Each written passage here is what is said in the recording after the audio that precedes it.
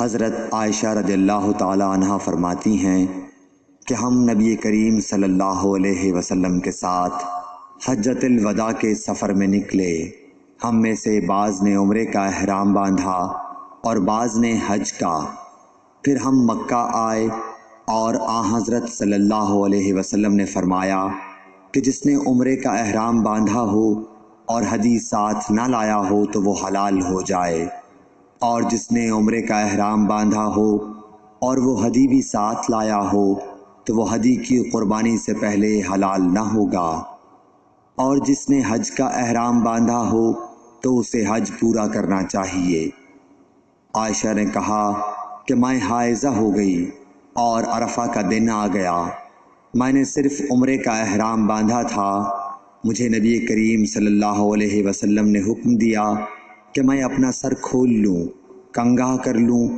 اور حج کا احرام باندھ لوں اور عمرہ چھوڑ دوں۔ میں نے ایسا ہی کیا اور اپنا حج پورا کر لیا۔ پھر میرے ساتھ حضرت صلی اللہ علیہ وسلم نے عبد الرحمن بن ابی بکر کو بھیجا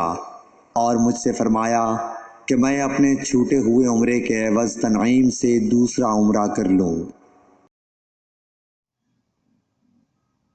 عبداللہ بن محمد مسندی نے بیان کیا، کہا ہم سے سفیان بن عینیہ نے ہشام بن عروہ سے، وہ اپنے باپ سے، وہ حضرت عائشہ رضی اللہ تعالی عنہا سے